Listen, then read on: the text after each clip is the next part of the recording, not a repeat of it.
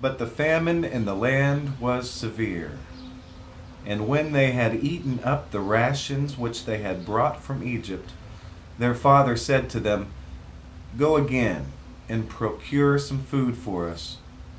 But Judah said to him, "The man warned us, 'Do not let me see your faces unless your brother is with you.' If you will let our brother go with us, then we'll go down and procure food for you. But if you will not let him go, we will not go down. For the man said to us, 'Do not let me see your faces unless your brother is with you.' And Israel said, 'Why did you serve me so ill as to tell the man that you had another brother?'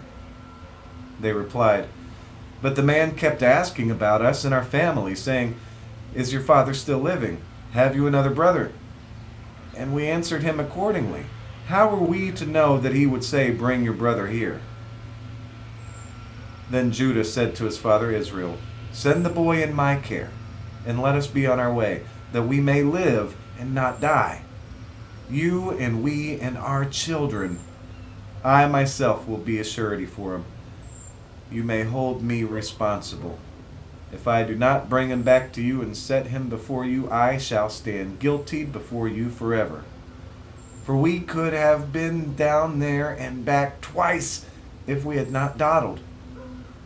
Then their father Israel said to them, 'If it must be so, do this.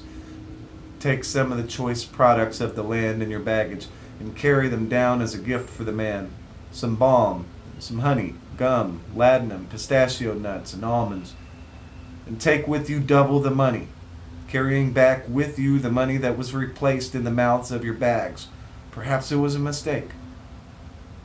Take your brother too. Go back at once to the man, and may El Shaddai dispose the man to mercy toward you, that he may release to you your other brother as well as Benjamin. As for me, if I am to be bereaved, I shall be bereaved.' So the men took that gift, and they took with them double the money, as well as Benjamin. They made their way down to Egypt, where they presented themselves to Pharaoh. When Joseph saw Benjamin with them, he said to his house steward, 'Take the men into the house, slaughter and prepare an animal, for the men will dine with me at noon.' The man did as Joseph said, and he brought the men into Joseph's house. But the men were frightened at being brought into Joseph's house. 'It must be,' they thought, 'because of the money replaced in our bags the first time, that we have been brought inside as a pretext to attack us and seize us as slaves with our pack animals.' So they went up to Joseph's house steward and spoke to him at the entrance of the house. 'If you please, my lord,' they said, 'we came down once before to procure food, but when we arrived at the night encampment and opened our bags, there was each one's money in the mouth of his bag, our money in full. So we have brought it back with us, and we have brought down with us other money to procure food. We do not know who put the money in our bags.'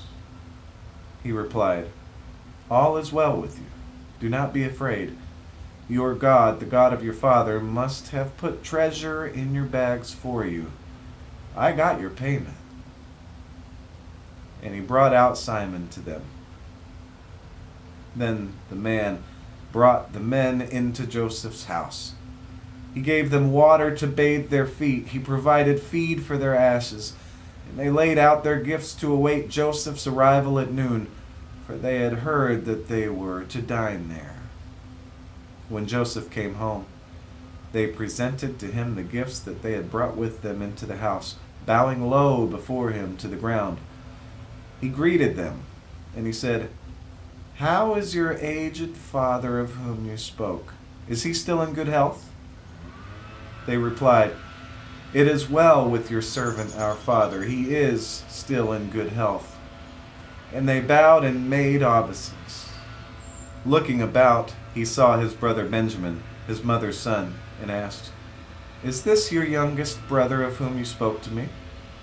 And he went on, 'May God be gracious to you, my boy.' With that, Joseph hurried out. He was overcome with feeling toward his brother. He was on the verge of tears. He went into a room and wept there.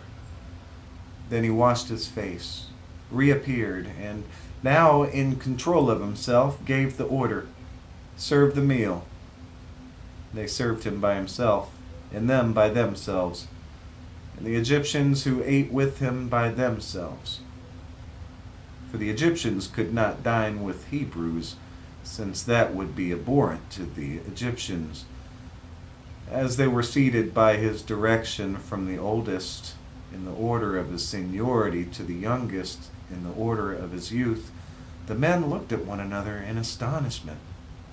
Portions were served them from his table, but Benjamin's portion was several times that of anyone else, and they drank their fill with him.